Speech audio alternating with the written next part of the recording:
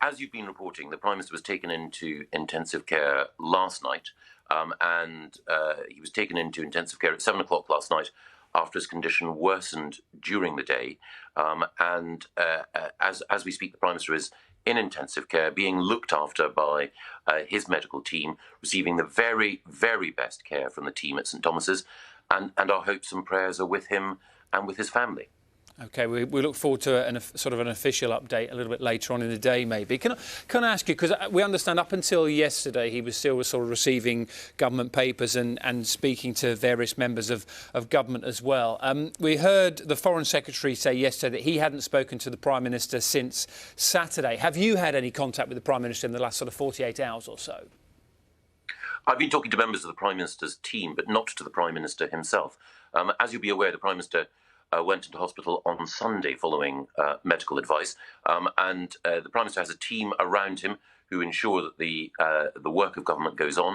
And as you say, the Prime Minister's designated Dominic, the Foreign Secretary Dominic Raab, as First Secretary of State. That means that Dominic takes on the responsibilities of chairing the various meetings that the Prime Minister would have chaired. But we're all working together to implement the plan that the Prime Minister set out in order to try to ensure that we can marshal all the resources of government, indeed all the resources of our country, in the fight against this invisible enemy. Can you give our viewers an idea this morning, Mr Gove, if you could? You say about how you will be working without the Prime Minister there in intensive care at the moment. How will those decisions be made?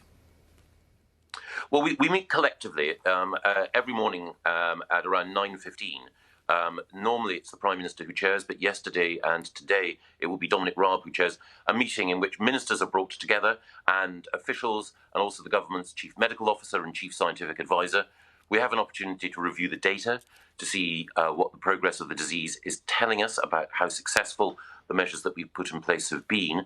And then we review the work that needs to go on in order to support the NHS, in order to keep public services going, in order to keep our economy in a strong position. And one of the things about the approach that we take is that the work is divided between a team, and we have ministers and officials working effectively together in order to implement the Prime Minister's plan.